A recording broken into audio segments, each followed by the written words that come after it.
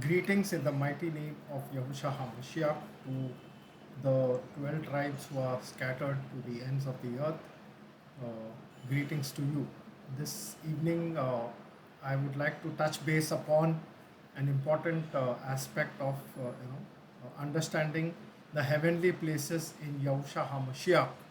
All right. So, as it says that he's ascended far above all principalities and powers, and he's seated in the heavenly places. So, this evening we will look at a text from Psalms 118.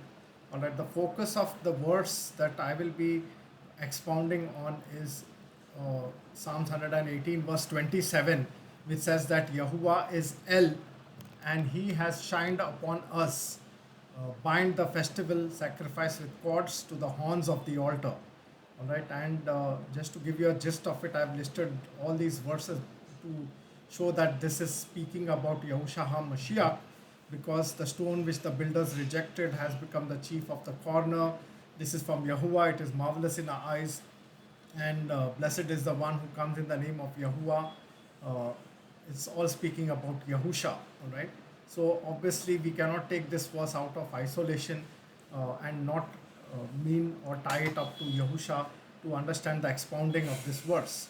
So Psalms 118 verse 27 in silos doesn't make sense unless we understand the context and the fulfillment, as it points to Yahusha HaMashiach, as he is the stone which the builders rejected, who became the head of the corner. It is he who came in the name of Yahuwah, as blessed is the one who comes in the name of Yahuwah. And his name itself, Yahusha, means Yahuwah saves. All right. So, what does this binding the festival sacrifice with cords to the horns of the altar mean? Firstly, there is no word sacrifice in the text, and it was added by translators to make sense. And we will see the word over there, which why it says it's a sacrifice. So, I've added it in the text in italics over here. Okay, and we will look at later on the word which is translated as festival. Okay, and how it means the sacrifice. So uh, Yahuwah is El, and he has shined upon us, is synonymous with binding the festival sacrifice with cords to the horns of the altar. So the logic behind tying the sacrifice to the horns of the altar is what I would elaborate on from Leviticus chapter 16, and I encourage the reader to read the entire chapter to understand what exactly happened on the Day of Atonement. Though I will share briefly on the sequential events that took place on that day. So, firstly, how many entrances did the high priest do on the most in the most set apart place on the Day of Atonement? So, the most set apart place is known as Holy of Holies. All right. So on the Day of Atonement, behind the veil, near the mercy seat, how many times did the high priest appear before Yahuwah? So, if you read Leviticus chapter 16 carefully, the high priest entered behind the veil twice, and I will show it to you how it is twice. So, the first time was with the incense and with the blood of the bullock, which was his own sin offering and the sin offering for his house. So, we will read Leviticus chapter 16, verses 11 to 14. Then Aaron shall offer the bull of the sin offering, which is for himself, and make atonement for himself and for his house, and he shall slaughter the bull of the sin offering, which is for himself. Verse 12, he shall take a fire pan full of coals of fire from upon the altar from before Yahuwah, and his hands full of incense of fragrant perfumes, beaten small, and bring it from inside the veil. Verse 13, he shall put the incense on the fire before Yahuwah, that the cloud of incense may cover the mercy seat that is on the ark of the testimony, so that he may not die. Verse 14, and he shall take some of the blood of the bull and sprinkle it with his finger on the front of the mercy seat on the east side. Also in front of the mercy seat he shall sprinkle some of the blood with his finger 7 times. All right. And this 7 times is also very very important for us to understand uh, as we decode this a little later. All right. So sin offering, the second time he entered the most set apart place on the same day. Remember, only once a year he could attend uh, the most set apart place. first with the blood of bulls and goats, right, for himself and for his household, and the second time for the people and the sanctification of the incense altar. Okay, only two times he could enter on a single day. So we'll read Leviticus 16 verses 15 to 17. Then he shall slaughter the goat of the sin offering, which is for the people, and bring its blood inside the veil, and do with its blood as he did with the blood of the bull, and sprinkle it on the mercy seat and in front of the mercy seat. Verse 16, he shall make atonement for the set apart place, which is the holy place where the incense altar is, right, because of the impurities of the sons of Yasharel, and because of their transgressions in regard to all their sins. And thus he shall do for the tent of appointment, which abides with them in the midst of their impurities. Verse 17, when he goes in to make atonement in the set apart place, not any man shall be in the tent of the appointment until he comes out, that he may make atonement for himself and for his house and for all the assembly of Yasharel. All right, so we see here twice he is entering in, and we see that from the verses. So firstly, we should understand the logical binding of the sacrifice, all right, to the altar. So Leviticus chapter 16 verses 17 clearly states, all right, I'll reread this verse. When he goes in to make atonement in the set apart place, not any man shall be in the tent of appointment until he comes out, that he may make atonement for himself and for his house and for all the assembly of Yasharel, which means the set apart place, the most set apart place, all right, and the outside of that set apart place, the brazen altar. No one, all right, not any man shall be in the tent of appointment, not any man, all right. So he himself had to do everything in the sacrifices. He himself had to do it. No priest had to ever assist him, on that particular day. So can you see how burdensome it must have been for the high priest to do all this? First for his sins, and for the sins of his household, with trembling entering in the most set apart place. Then he comes out, and again he goes inside for the with another sacrifice, the blood of the another sacrifice for the sins of the people, all right, for Yasharel. Okay, so we will look at it as we decode it. So Hebrews chapter 9 verses 7, and the tabernacle which is to the front, from it the high priest enters alone. All right, the word alone is the Greek word monos, which is G3441, which means by themselves, solely or single. All right, once a year, not without blood, which he offered for himself and for the errors of the people. Okay, so two entries of a year, one for himself and for the errors of the people. And how does he do it? Alone, no assistance whatsoever. Okay, so if the high priest in case was unwell or unclean by any means, there had to be a backup termed as the second priest from his own sons.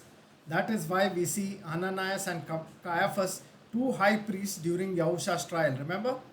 All right, so it's written in the Torah in Leviticus chapter 16 verses 32.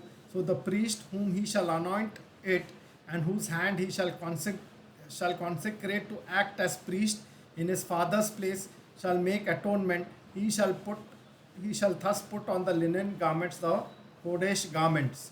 So it's talking about another second priest, all right, as a backup for his father, all right, in case his father is not available. Maybe he may be unclean, or he may be unwell, or he may die that year. So anything could happen. So there had to be someone who would take his father's place in case he is not available. And it goes without saying, if the second priest is acting as the high priest, all right, on the day of atonement, the first priest or any other priest cannot assist him. He alone will do it. All right, so that is the thing that we need to understand. Okay, so but the high priest performing the duty, like I said, it goes without saying that no assistance had to be provided to him even by the second priest. So if the first priest is doing the duty, the second priest has no say, no touch in anything that he does. Okay, Luke chapter 3 verses 2, in the days of the high priest of Hanan, which is Ananias, and Caiaphas, which is Caiapha. The word of Elohim came to Yahukanan, the son of Zachariah, in the wilderness. So we see two high priests, okay, here. And we see in the trial, John chapter 18, verses 13, it says, first they led him to Hanan, which is Ananias, for he was the father-in-law of Caiaphas, which is Caiapha, who served as high priest that year. Okay, in fact, Acts chapter 4, verses 6 records four high priests. It was so severe and so dreadful for them, all right, that Acts 4 6 records four high priests, one backup for each other. All right, so Acts 4 6, and Hanan the high priest, and Caiapha, and Yahukanan, and Alexandros, and all who were of the kindred of high priests. So there were more than four, because it says all who were of the kindred of the high priests. So you can imagine that they had appointed chief priests, all right, who would do this task in the absence of other priests. So now let's look at the sequence of events on the Day of Atonement. Now you will ask me why I am taking you all through this. Remember, we are talking about the festal sacrifice tied to the horns of the altar, and this can only be possible, all right, on the Day of Atonement, and that's the reason I'm taking you through this sequence of events. So the high priest, all right, would bring the bull and ram for himself, Leviticus chapter 16 verses 3, all right, and for his sons. Aaron, it says, Leviticus 16:3, Aaron shall enter the set apart place with a young bull for a sin offering and a ram for a burnt offering. So the high priest would bring two goats for children of Yasharel and a ram for them as burnt offering. You can read that in Leviticus chapter 16 verses 5 and 7. He shall take from the congregation of the sons of Yasharel two hairy goats for a sin offering, one for ram and one ram for a burnt offering. Verse 7, he shall take the two goats and present them before Yahuwah at the doorway of the tent of appointment. So Aaron entering the set apart place is to be understood as him bringing the bull as a sin offering for himself and the two hairy goats for the children of Yasharel at the door of the tent of appointment. No sacrifice made it to the made it to the set apart place, which is the holy place, all right, where the incense altar is, or lampstands or shewbread is. Okay, so it means that they were brought, all these sacrifices which were to be sacrificed were brought to the tent, doorway of the tent of appointment, right? And then the lots were cast on the two hairy goats, one as Azazel, which would be a scapegoat which would be sent away, and the other one would be the goat for Yahuwah, for the sins of the people as a sin offering. All right. So verse 8, Aaron shall cast lots for the two goats, one lot for Yahuwah, another lot for the scapegoat. Then Aaron shall offer the goat on which the lot for Yahuwah fell on it and make it a sin offering. Verse 10, but the goat on which the lot for the scapegoat fell on it shall be presented alive before Yahuwah to make atonement upon it, to send it into the wilderness as the scapegoat. So the word for scapegoat is Azazel, all right. Azaz means disappearance, all right. So the goat that will be sent away or disappear away from the site. So the first entry to the most set apart place was when Aaron, offers the bull offering, which is for himself and to make an atonement for himself and for his house. Okay, so I've read out these verses to you. So the first entry into the most set apart place was made for the offering for himself and for his house. So we read a bull as a sin offering and a ram as a burnt offering. We also read that he did it all alone. So it is evident that the bull and the ram was offered on the brazen altar, where only the blood of the bull was taken along with the coals of fire of the brazen altar. All right. So where the bull and the ram were offered as a burnt offering, and he had to carry incense in his hands.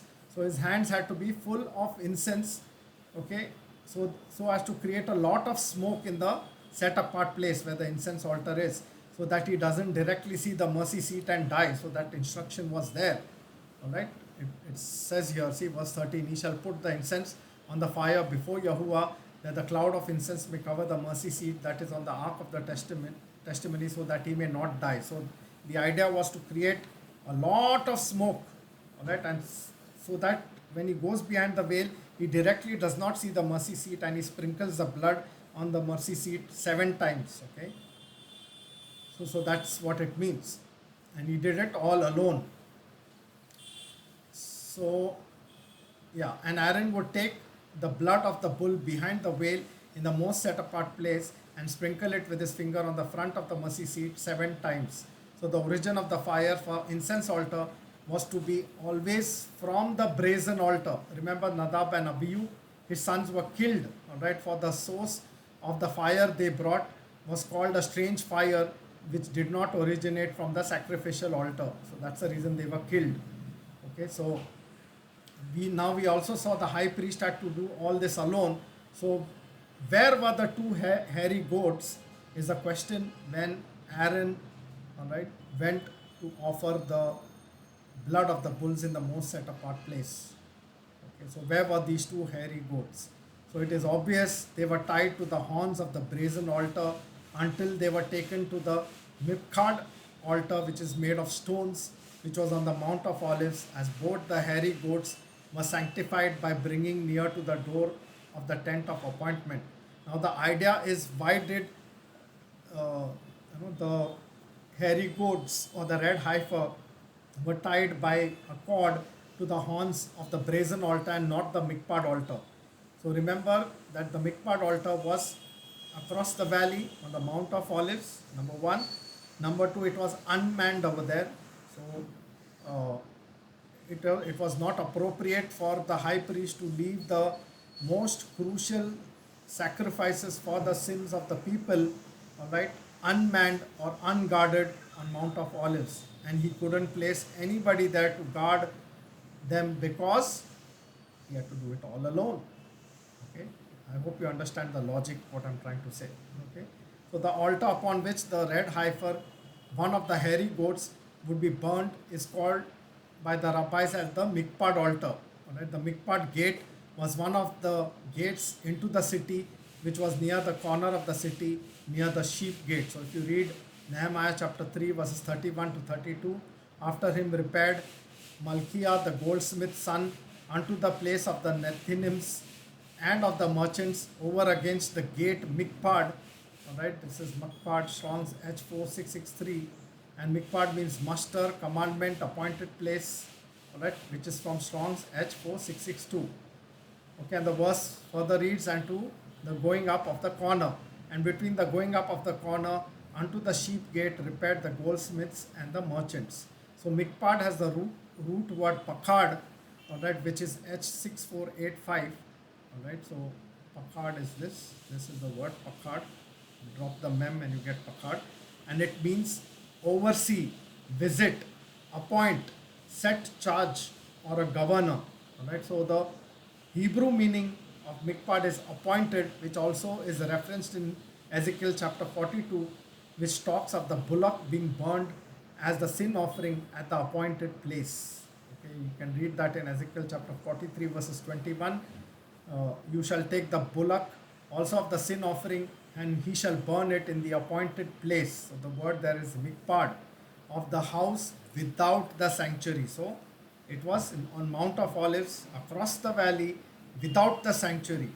All right, and Yahusha Mashiyach was impaled on Mount of Olives near the Mikpad altar. All right, that is the reason Hebrews 13:10 tells us that let us go outside the camp, all right, to bear his reproach.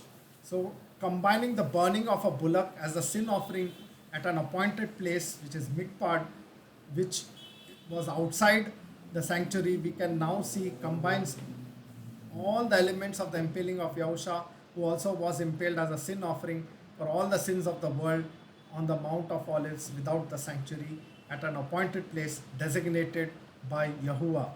It says, Hebrews 13 verses 11 to 12, for the bodies of the beasts whose blood were brought in the sanctuary to the atonement of sin by the hand of high priest are burned outside the camp.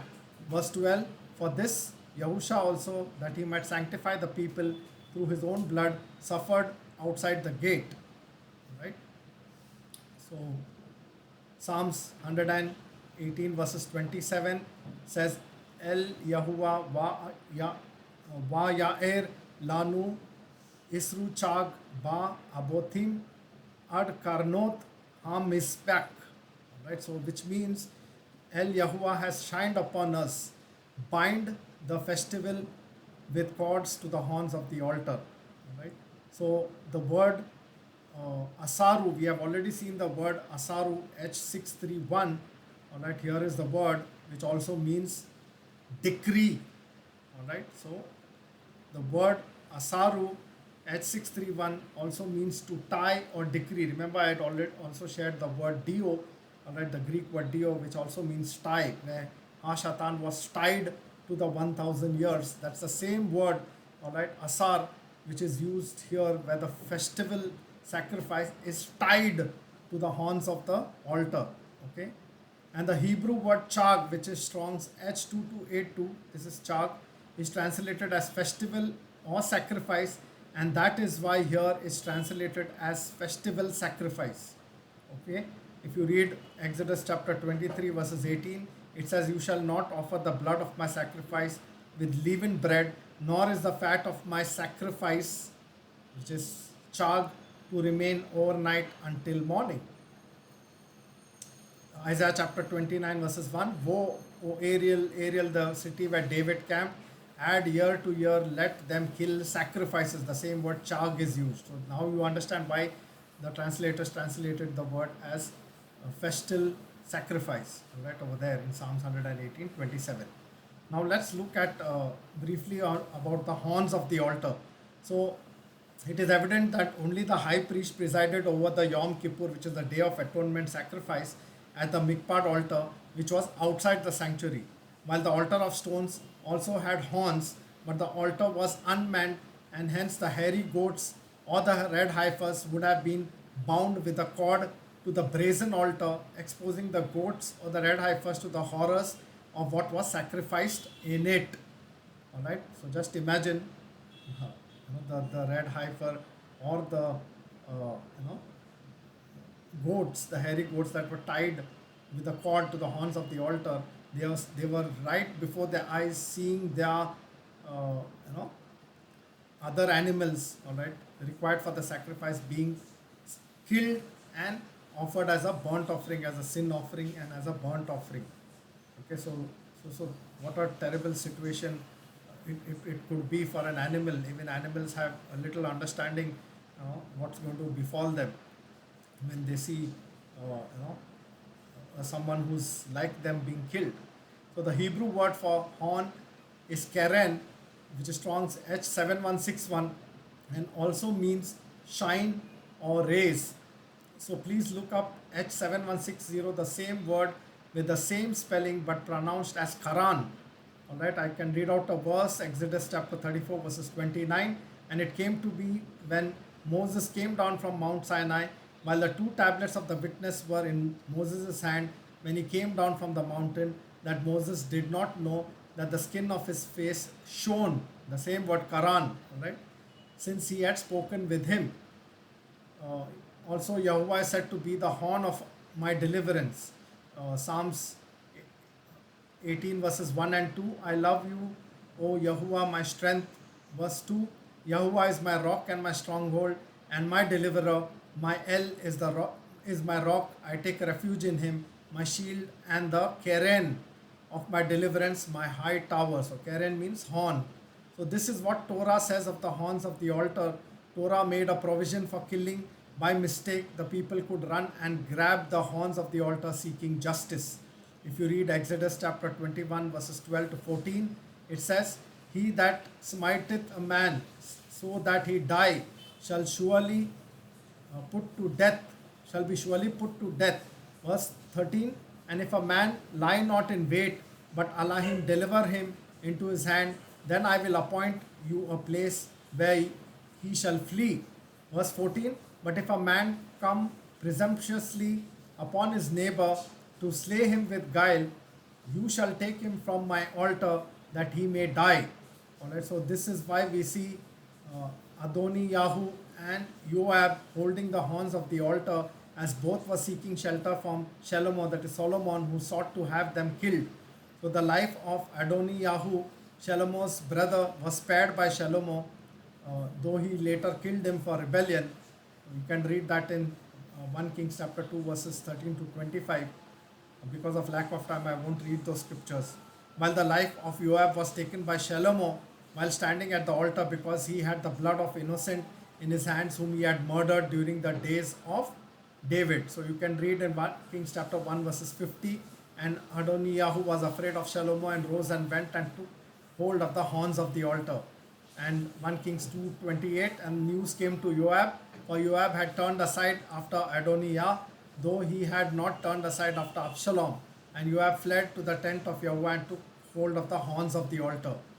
Now Joab had committed premeditated murder at least 3 times. You can read that in 2 Samuel chapter 3 verses 22 to 27, 2 Samuel 18 verses 1 to 18, and 2 Samuel 20 verses 8 to 13, for which he was not spared, because he sought justice, but he had killed 3 righteous men who were righteous more than himself, and that is the reason uh, Shalomo did not spare him, and he was killed.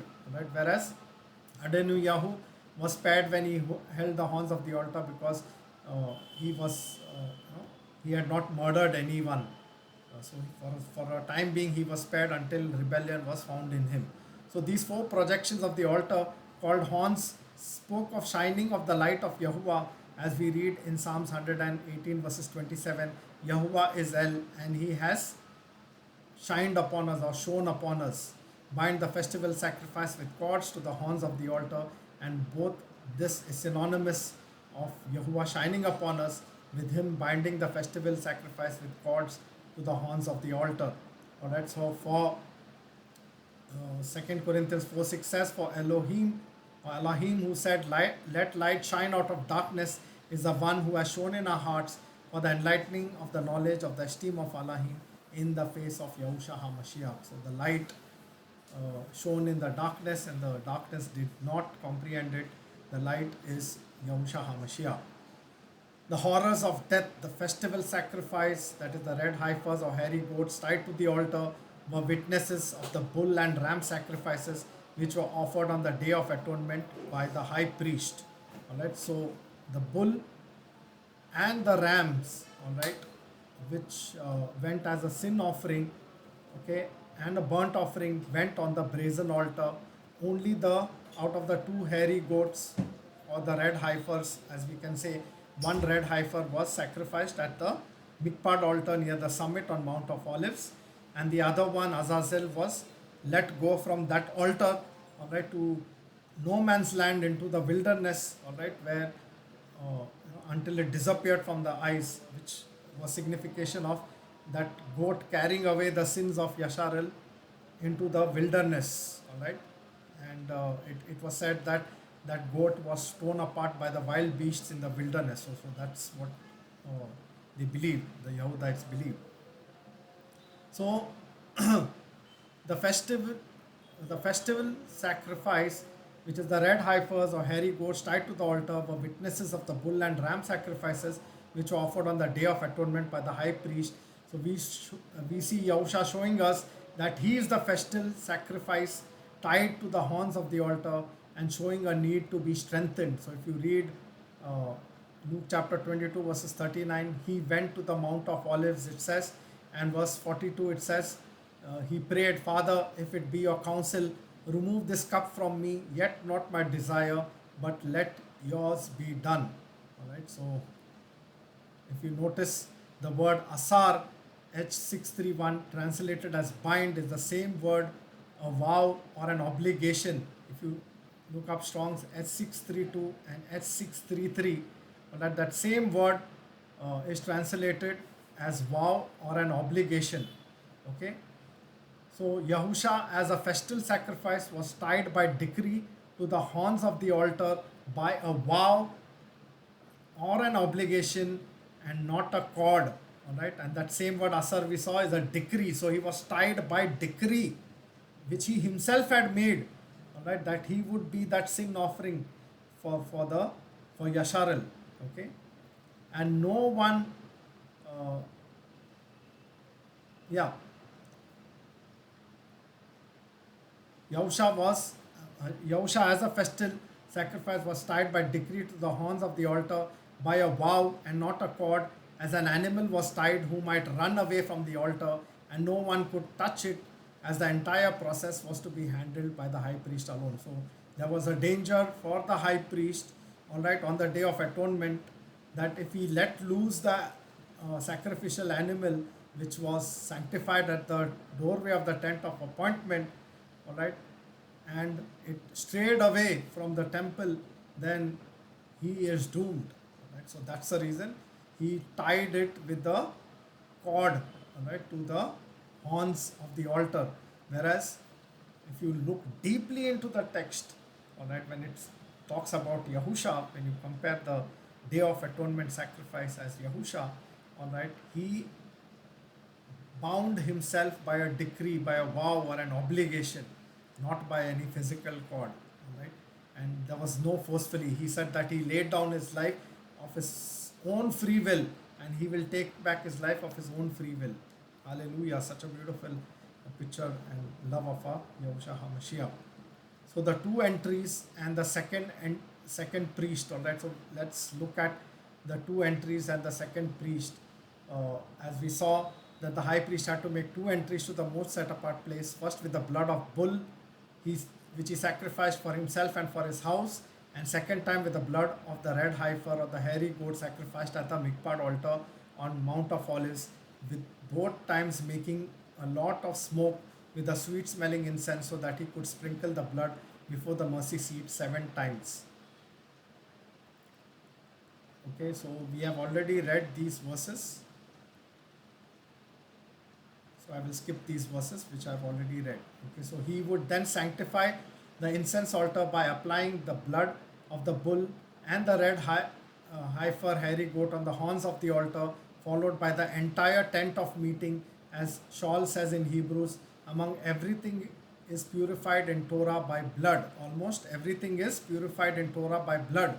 Shaul mentions the inaugural service by Moses when he sanctified the entire tent of meeting, whose legacy was carried out on the day of atonement by the high priest alone. All right. So when you read over here, it says he is to do the same for the tent of meeting which abides among them, because it is surrounded by the impurity. So the high priest had to sanctify everything in the temple, the utensils, the altars, the name it, whatever is used for the sacrifice, because of the impurities. Once a year, this had to be done. It was inaugurated by Moses, as we read, Hebrews chapter 9, verses 19 to 22. It says, "For after all, every commandment had been spoken by Moses to all the people according to the Torah, he took the blood of the calves and the goats with water and scarlet wool and hyssop and sprinkled upon the scroll itself and upon all the people, saying, Here is the blood of the covenant which Elohim commanded you unto you." Verse 21, "And also on the tabernacle and all the vessels of the service he sprinkled the blood." Verse 22, "And according to Torah, almost everything is cleansed by blood, and without shedding of blood there is no forgiveness." So now the question arises, why does Shaul say that almost everything is cleansed by blood? So there are many who misinterpret or misrepresent what Shaul says and teach a bloodless atonement with a vegan bashar or a gospel. And I've touched base in detail in this note, whose link is in the description in this note, and I will place this link in the video. All right. So the title of that note which you can refer to is "Understanding the So-Called Bloodless Sacrifice" from Leviticus chapter 5 verses 11 to 13. So the text in hand is Leviticus chapter 5 verses 11, where we read, "But if his hand cannot reach sufficient for 2 turtle doves or for 2 young pigeons, then for his offering for that which he has sinned, he shall bring the tenth of an ephah of fine flour for a sin offering.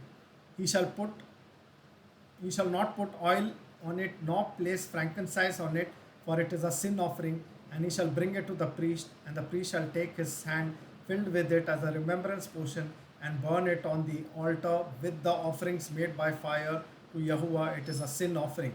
So the sin offering consisted of a goat or a lamb which a rich or a common man could offer because they could afford it. All right.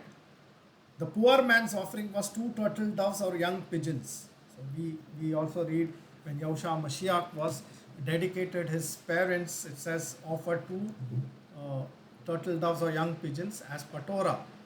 And the poorest of the land, all right, who couldn't even afford two turtle doves, had an option to bring a tenth of an ephah of fine flour for a sin offering. So this was the poorest man's offering. And the sacrifice in dispute as bloodless sacrifice is this offering, the poorest man's offering, which is a tenth of an ephah of fine flour for, for a sin offering. And this offering has to be understood in its entirety. That's the reason I encourage you to read that note of mine, all right, understanding the so-called bloodless sacrifice from Leviticus chapter 5 verses 11 to 13, because this offering is a sin offering, and it was likened unto the manka offering, which is a grain offering but was not the grain offering. All right, because uh, the one who couldn't afford a lamb, ram, goat had an option on offering a pair of two turtle doves or two young pigeons, as I said, which is still a blood sacrifice. But even if they couldn't offer a pair of two turtle doves or two young pigeons, they could still offer an offering made by fine flour. Now, people misrepresent shawl because they do not understand that this poor man, the poorest man, had an option to bring one tenth of an ephah of fine flour, which had to be offered as a combination, all right, over the sacrifice of a rich man or a common man. All right, remember on the day of Pishak, if the family was too small, all right, it was commanded them that they could share the Pishak lamb with their neighbor, with another small family, isn't it? So similarly, the poorest man had an option. All right, so those who don't understand Torah would come and say that, see, this is a bloodless atonement. So here is the vegan gospel. All right, where it says that we are only supposed to eat fruits, vegetables, and not eat any meats because Yahweh only wants us to eat vegan things. So that's the idea behind misinterpreting this passage, because they don't understand Torah, that Saul was not indicating a bloodless atonement. When he said almost everything is cleansed by blood, he was actually referring to the poorest man's offering of one tenth of ephah of fine flour for sin offering, which seemed an exception among the Yahudite circles, but logically was offered over the rich man or common man sin offering on the altar, just as the Pishak law states that if a family is small, they could have the one lamb with their neighbor. So whoever purchased that lamb, its dedication to the people called over it would be the lamb for them. So when we read Zechariah chapter 5, the woman called wickedness in the midst of that ephah shows us that she made all the way even to the poorest man's sin offering, corrupting it. All right, when you read Zechariah chapter 5, I've touched base upon this and I won't go into details of it. So how do we connect this to Yahusha? When you read Matthew chapter 1 verses 21, it says, and she shall give birth to a son, and you shall call his name Yahusha, for he shall save his people from their sins. So Yahusha is portrayed by Christianity and Hebrew circles as the Lamb of Elohim who takes away the sins of the world, and they teach an unlimited atonement, defining, not able to define what the world is. So the atonement was limited. It was limited only to the remnant chosen by Elohim in the new creation order, which we will see later on as the heavenly places, all right, and not for every sinner born in this world. So if we take his sacrifice to be for every sinner in this world, and that sinner goes into the lake of fire, which is the second death, then the preacher is making his sacrifice ineffective to save the person for whom he shed his blood for. All right, so Elohim forbid these free will teachers who teach the unlimited atonement, all right, are liars. They do not understand Torah.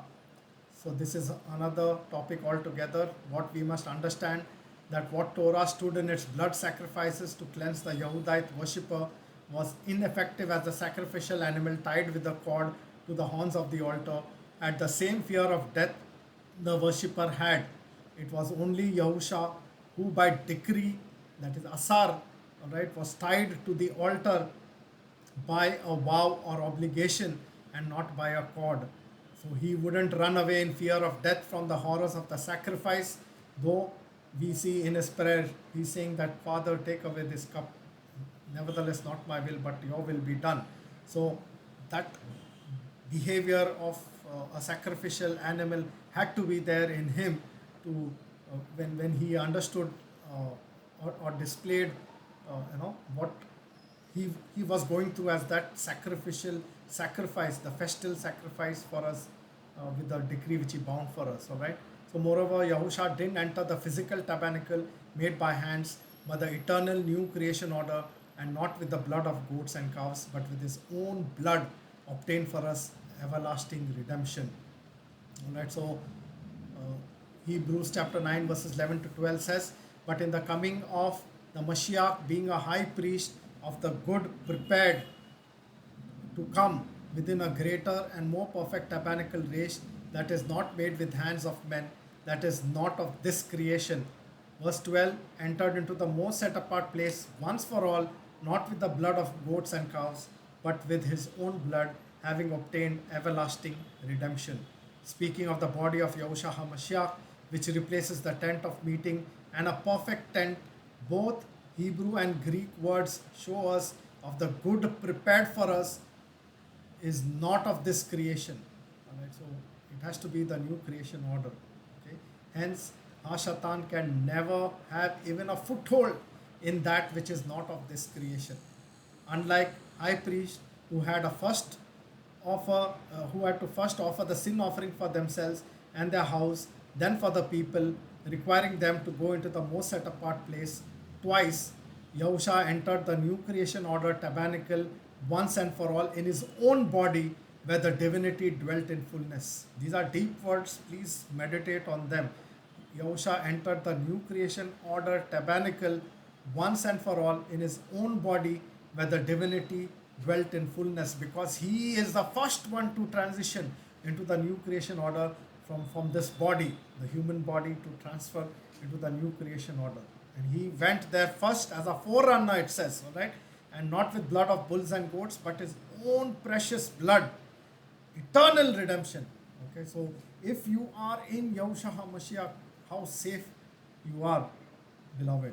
All right, think about these things. Outside of him, if you deny his new creation order, his transition, all right, then you are lost in your sins, because he said, unless you believe I am he, you will die in your sins. If you don't believe he is Yahuwah manifested in the flesh.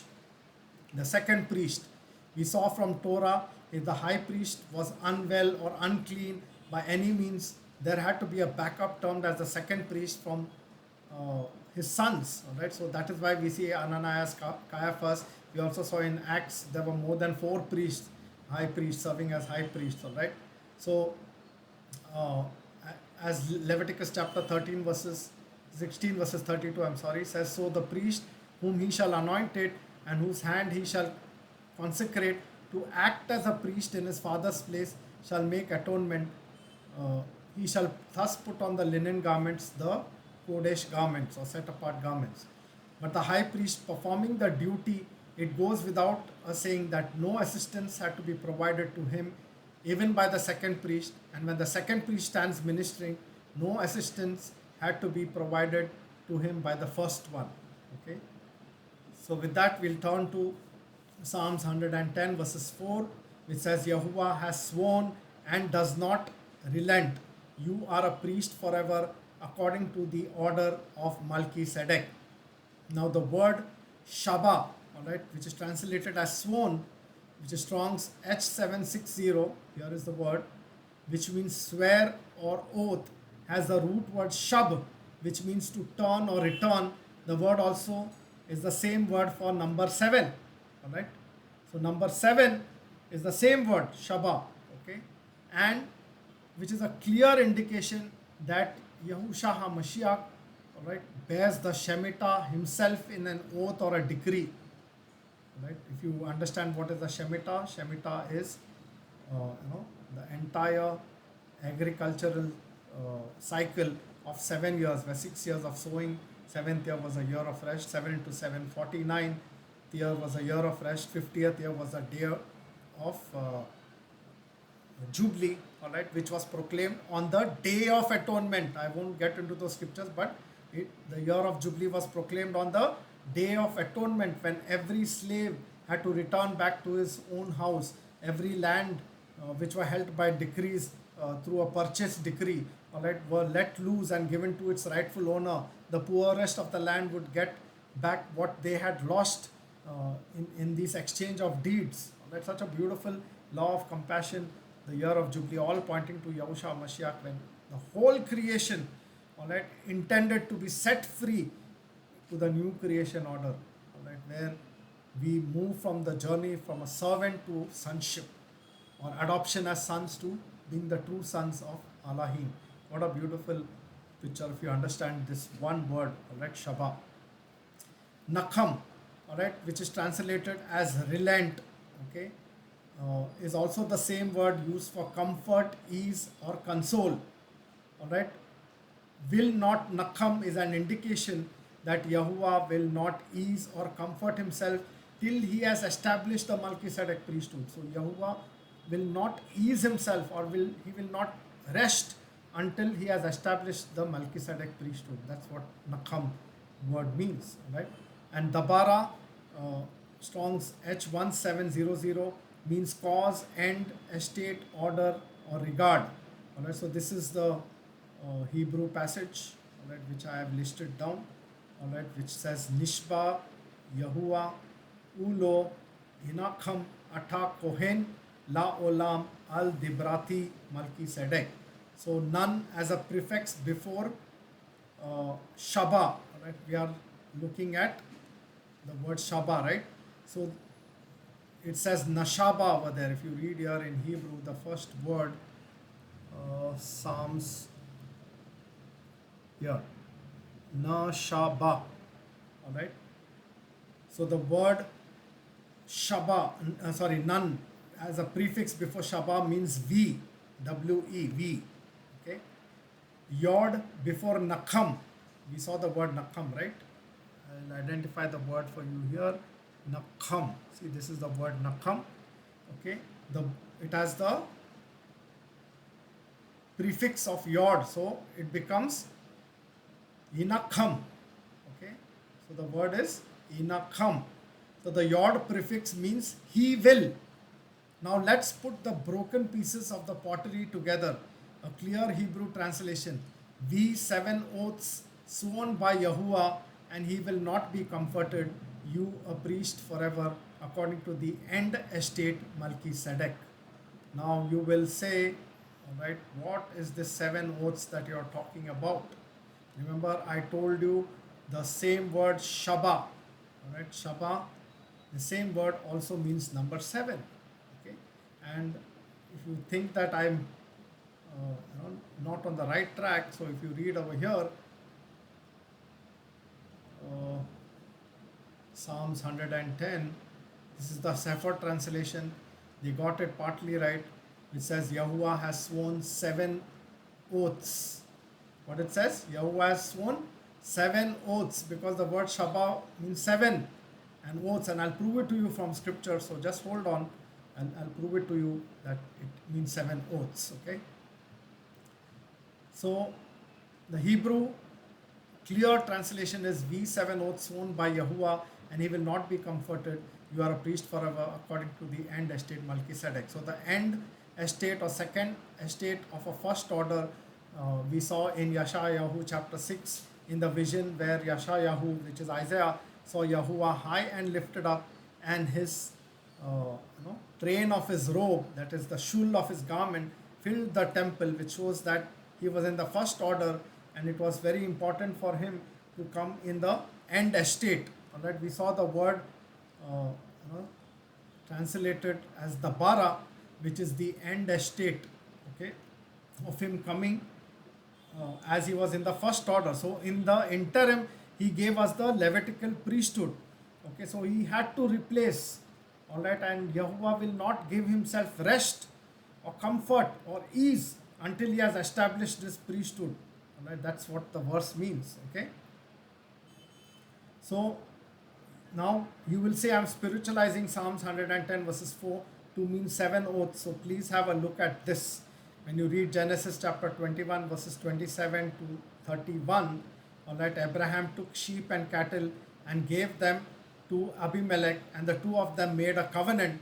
And Abraham set the 7 ewe lambs of the flock by themselves. And Abimelech asked Abraham, "What are these 7 ewe lambs which you have set by themselves?" Verse 30, and he said, "Take these 7 lambs from my hand to be my witness that I have dug this well." So he called that place Beersheba, because the two of them swore 7 oaths there. Your Bible translation will say the two of them swore oath there. All right. But the actual word there is Shabbat, which is 7 oaths there. And how do we prove it? When you look at the word Beersheba, all right, which is Strong's H884, the word Beer or Bar means well, all right, and Shabbat Shiba means oath and also means number 7. Also, this word Beersheba means well of 7 oaths. So please look up Strong's H7650, where it says to 7 oneself, that is swear as if by repeating a declaration 7 times. All right, that same word H7650. Hold on, let me just show it to you. H7650.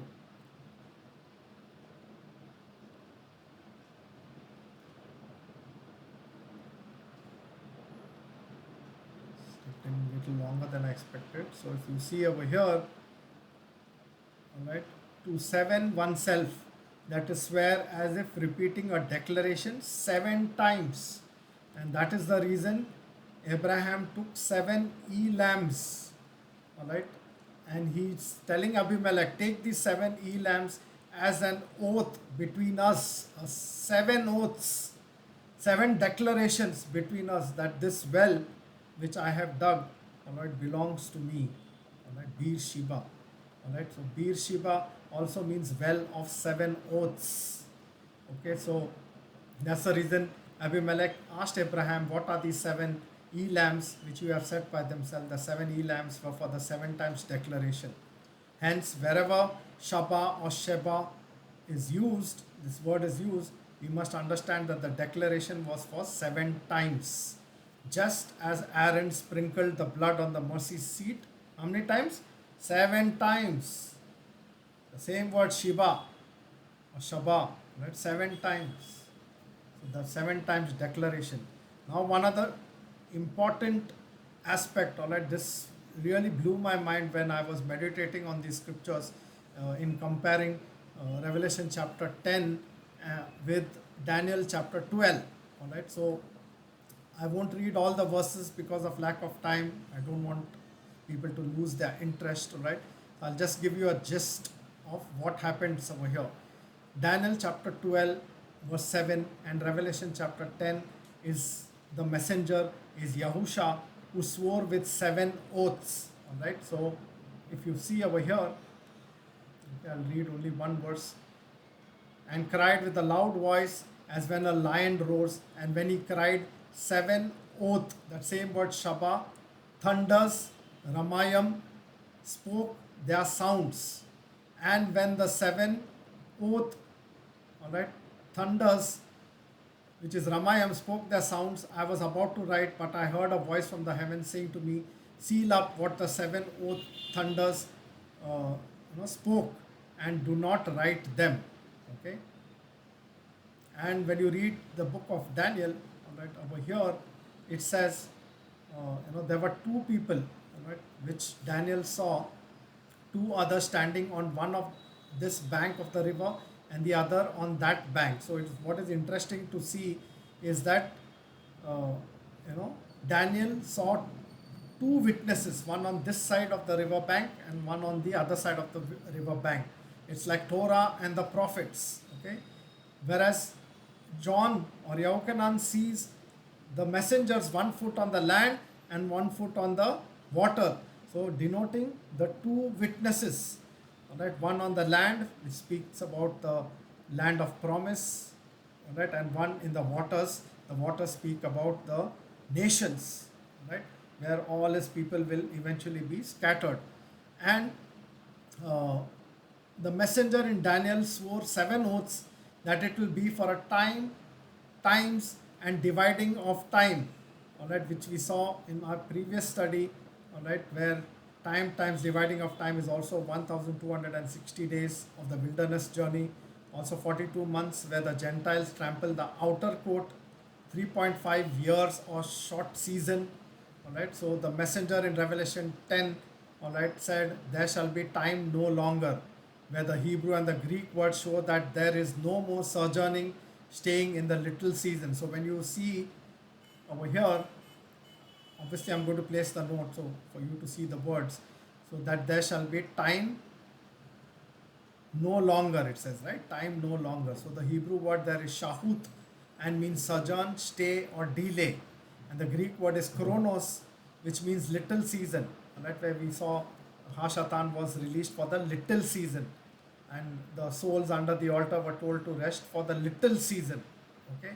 So it's the same word, Greek word chronos, which is all pointing to that little season, because the sojourning or the staying or the delaying is when we are sojourning the wilderness, all right. So that is what it means. So here, you know, little season no longer means, you know, there will be no further, all right, delay, or there will be no more repeat witness, all right. There will be no more sojourning. It's time now, it's time up, right? That's what it means. Whereas in the book of Daniel, all right, he is told, go Daniel, for the words are hidden and sealed till the time of the end.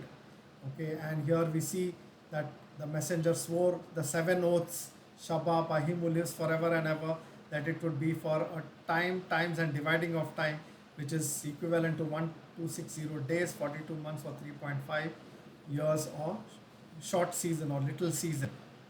So the Hebrew word Ramayam, translated as thunders, also means to roar, trouble, fret, or thunder. You can look up H7481. All right. So the Greek word, which is equivalent to thunder, is Bronte G1027. Also means to roar apart from thunder. So it's like roaring. Okay. So Daniel chapter 12 verses 7 and Revelation 10, messenger is Yahusha, who swore with the 7 oaths. Daniel sees 2 witnesses standing on either bank of the river, speaking with a man in linen above the waters. And Revelation chapter 10 says, his 1 foot was on the land and one in the water, denoting 2 witnesses. So the messenger in Daniel swore 7 oaths that the entire period of wonders or scattering of the power of the set apart people will be for time, times, and dividing of time, which is equivalent to 1260 days, uh, 42 months, or 3.5 years, or short or little season. And the messenger in Revelation chapter 10 said, there shall be time no longer, where the Hebrew and the Greek words show that there is no more sojourning or staying in the little season. All right, so it's coming to an end, the little season. That's what the book of Revelation chapter 10 says. So the 7 oath roars were resounding voices of that messenger's cry. So when he cried out, the 7 thunders uttered, and John is told not to write because he's told to seal the words so as not to make it plain and simple to the reader to understand, because you will require the Ruach to understand what those 7 oaths of roaring, all right, were. Okay, which translates us into the new creation order. Okay, so Yochanan was told to seal and not write what the 7 oath rose were, because it couldn't be made plain, and only the elect would decode and understand when they would be nearing the end of the little season, denoted by the time, times, and dividing of time. All right, which is also 1260 days, 42 months, and 3.5 years of short season. Now, I'm not saying that we have come to the end of the little season, but when that happens, you will know. If you are an elect of Elohim, you will know. His Ruach will open up scriptures for you to understand, and that's what it means over there. And if you see, Abraham was sojourning the land of promise as a stranger, and Beersheba, which is the well of seven oaks, shows us that the seven times were determined on the people of Yahuwah, that is the Shemitah, and everything would transition over to the new creation order, and the seven oaths were made by and for Yahusha, denoted by the messenger in his appearance in the visions. Hence, the second priest, which was the end estate, and the son, as required by Torah to set the house after his priesthood, is Yahusha. Isn't it the son? All right. So he's Yahusha, who was the presiding high priest over his own sacrifice, as the Levite high priest had torn his clothes and was disqualified. So the Levite high priest that year on the Day of Atonement was already disqualified, and also there was no need for any earthly priest to ever do a Day of Atonement sacrifice, because Yahusha, our eternal high priest, had attained the far estate of the intended priesthood of his atonement, and his atonement was forever, as he tied himself with a vow or obligation as the festal sacrifice, not with a cord to the horns of the altar, as a sacrificial hairy goat or red heifer had to be tied, but he tied himself by decree. He, in his own body, once and for all, offered his blood to redeem us eternally, as Yahuwah is Al, and he has given us light. All right. So, lastly, the word thunder, all right, Ram, all right, is rooted in the word heavenly places. The word Am, rooted in thunder. If you can see this word Am, all right, this means people. So the picture of the seven oaths of thunders is lifting up of the remnant to be seated in the new creation order in Mashiyach, as it says, not only in this age but also in the age to come. Now here are the verses. All right, this is the Paleo Hebrew word for Ramayam. All right, where Rum or Ram. All right, this is Resh, Wow, Mem, and Yam is the plural, makes it Rumayam, means to be exalted, be lifted up, all right, be lifted up high. So the word Ram and or Rum means to be to exalt or to lift up. So when we read Ephesians chapter 1 verses 19 to 21, it says, and what is surpassing greatness of his power towards us who believe, according to the working of his might strength, mighty strength, which he wrought in Mashiyach when he raised him from the dead and seated him at his own right hand in the heavenly places. The same word Ramayam or Rumayam. All right. Far above all rule and authority and power and dominion and all that is called by name, not only in this age but also in the age to come. Not only in this age but also in the age to come. Far above all rule and authority and power and dominion and all that is called by name, not only in this age but also in the age to come. So he is far above all rule and authority, power and dominion that is called by name, not only in this age but also in the age to come. So my dear Unitarian friends, all right, who do not believe that he is Yahuwah manifested in the flesh, you will get a shock of your life, because he is far above all rule and authority, not only in this age but also in the age to come. So you will face him at the judgment seat. Each and every one of us will face him at the judgment seat, and if your name is not found in the scroll of life or book of life, you will be cast into the lake of fire.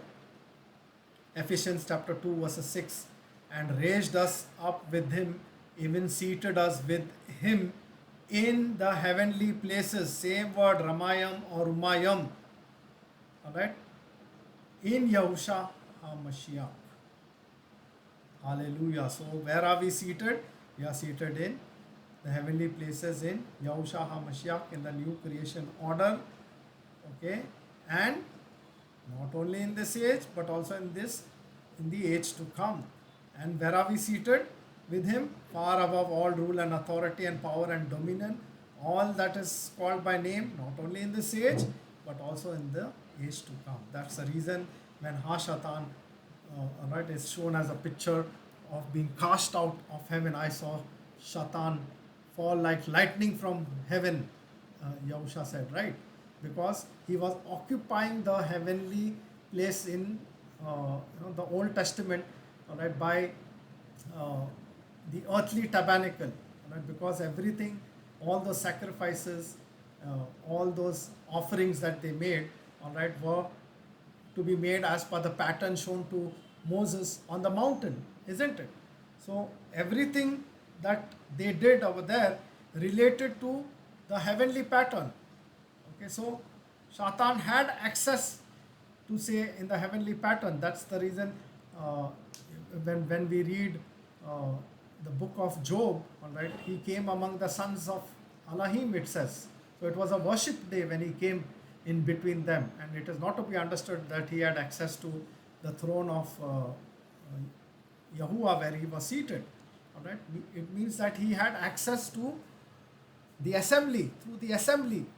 That's where he had access because he had planted his plantations. The tares were there in that assembly. Okay, and all carnal and fleshly appeasements were going on over there. All right, so he had a very strong hold in the assembly until he overrun it. All right, and we, the elect who were in the assemblies, had to flee, all right, into the wilderness for this little season which we are talking about. All right, and we understand that we have fled under the wings of Yahusha HaMashiach in the heavenly places, being seated in Him. All right, and where Shaitan has nowhere to accuse us. All right, he cannot accuse us before Elohim because we are secured in Yahusha HaMashiach, being in the transition into the new creation order. All right, so that's the beautiful picture which we see in the seven oaths, seven times declaration. All right, everything is tied to the Shemitah. All right, where Yahusha HaMashiach has made the oath is made to him, and that oath is made to him because he is the one who cried out with a loud voice. Okay, and in response, the seven declaration was made about him that he is the one, the seven thunders, so that they uttered the voices, right, proclaiming his divinity, and everything was sealed up because so that the reader should not know or understand, all right, that where he is seated in the new creation order. We today understand it as the elect and remnant of Yahusha because he is he has made us sit along with him in those heavenly places.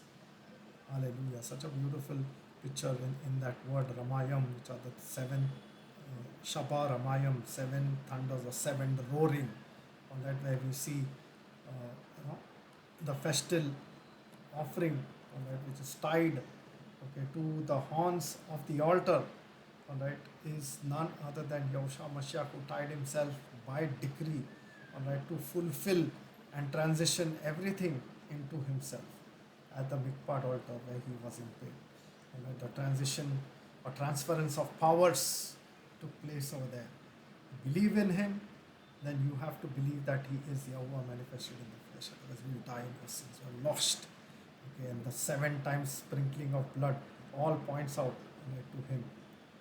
Seven times Shabbat, the seven oaths, okay, which seven times his blood being sprinkled in the heavenly realm where Shaitan has no place over there. I hope this study becomes a blessing to everyone so that your ears be opened, that you understand. Like I said, I'll place a note in this video. And Yahusha Barak you, beloved. May you find shalom in under the shadow of his wings and acknowledge that he is Yahuwah manifested in the flesh, and he is the only one who can transition you into the new creation order in himself, in his body. We see his body and we follow it. Hallelujah. Shalom.